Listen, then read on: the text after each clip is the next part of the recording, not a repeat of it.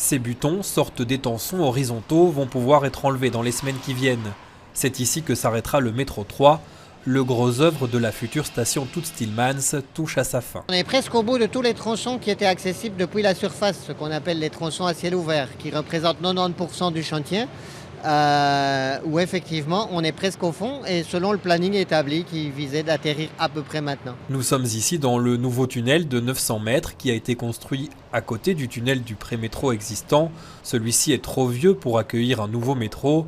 Voici le nouveau tracé. Ce qui est en vert est presque terminé, mais il faut encore creuser sous le passage des trams au sud en utilisant la technique de la congélation.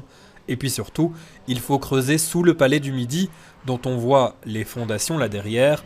Pour cela, vous le savez, la solution retenue pour le moment, c'est de le démanteler, vider et détruire tout l'intérieur en gardant les façades. On doit en effet enlever l'intérieur du palais du Midi pour appliquer les mêmes techniques qu'on a utilisées ici pour la station et pour les tunnels existants. On doit introduire la demande de permis modificatif début 2025 et on est en train d'exécuter des solutions pour déménager les occupants du palais du Midi. Donc à la fois l'école, les activités sportives et les discussions avec les commerçants. Tout ça fait encore une fois gonfler le budget. 1,3 milliard d'euros pour la jonction entre Albert et la gare du Nord.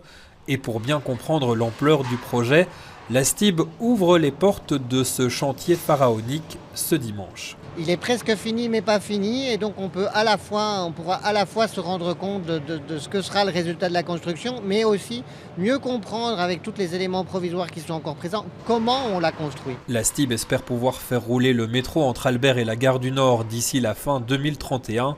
Pour la partie sud jusqu'à Bordet, le budget reste incertain et les permis ne sont pas encore délivrés.